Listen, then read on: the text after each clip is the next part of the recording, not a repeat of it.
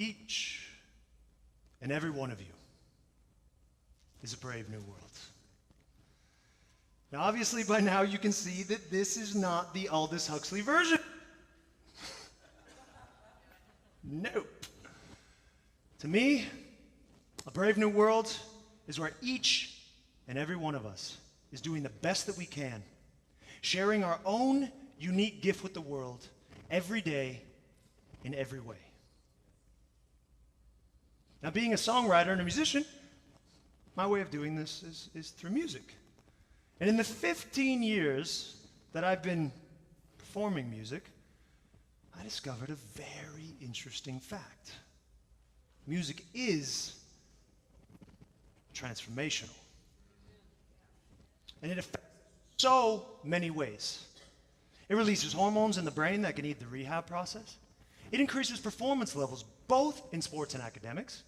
It helps heal emotional and physical pains.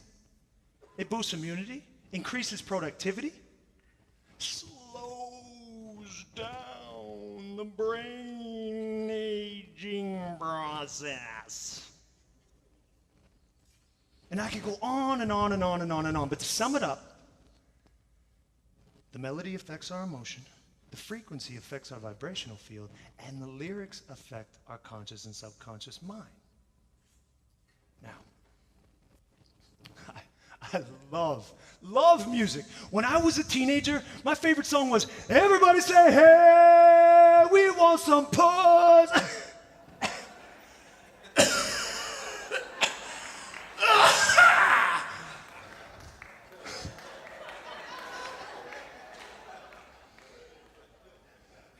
Anyways, along with that, my wall was covered with posters of naked women, which naturally went hand in hand with the objectification of women. I was angry, super competitive, I used offensive language, and I was completely consumed by fear. Now, not for one moment did I realize that I was a product of the cultural rhetoric of F-bombs, women objectification, hatred and competition that was all blasting through the music that I was listening to.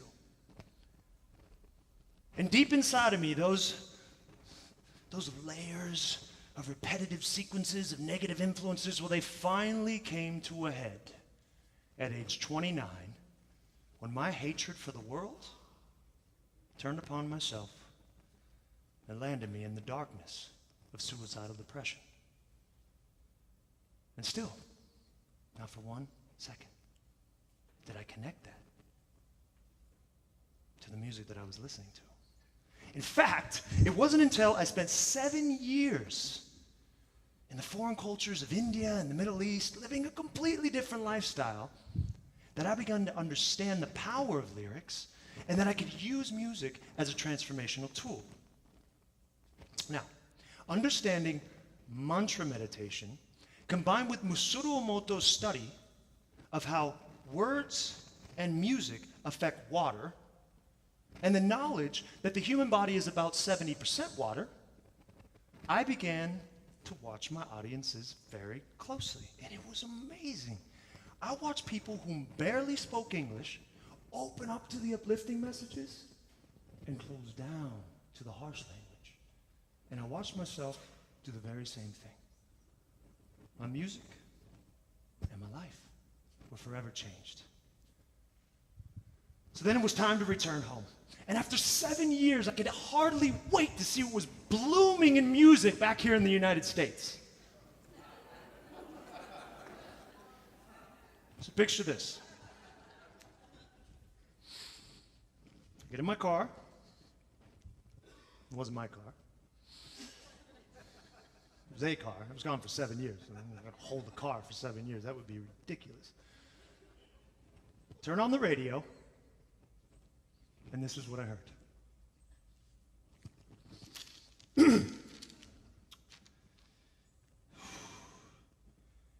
You got a big old butt. I can tell by the way you're walking, but you annoy me because you're talking. Bounce on the pogo, jump on the jackhammer.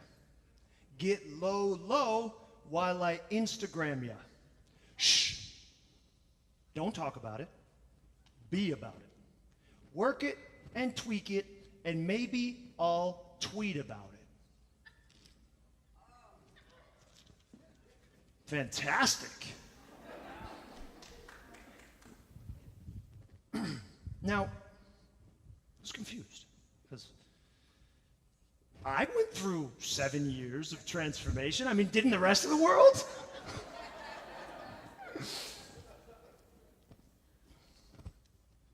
So anyways, I changed the channel, and then I got this one. And we don't need a piece of paper for this one.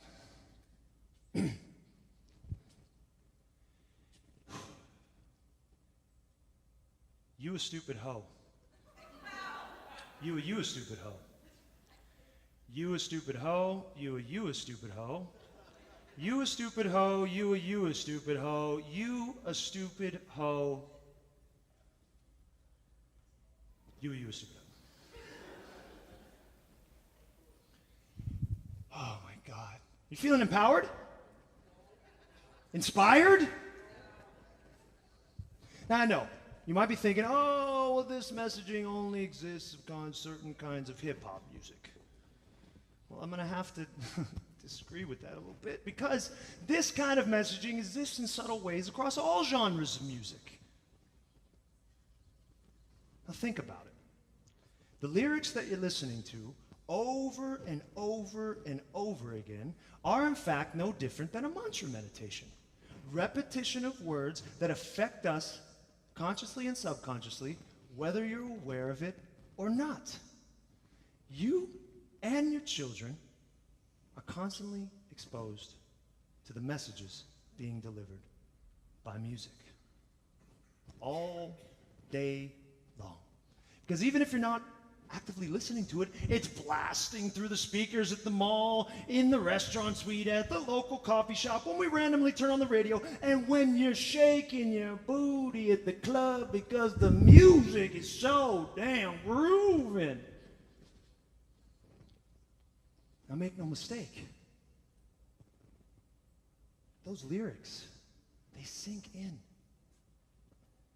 Butt-shaking melody and all, and become a part of our internal dialogue. This is the internal dialogue that creates the rape culture, the constant feeling of inadequacy and not good enough, that promotes depression, eating disorders, and self-hatred, which naturally leads to external hatred. I mean, look around us. It's in the TV, on the news, on the radio. This is a world that is being created.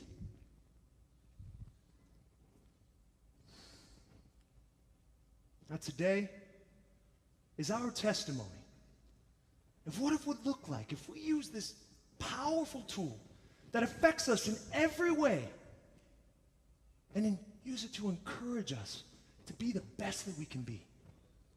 Imagine what the world would look like if we used our entertainment to empower ourselves and our children.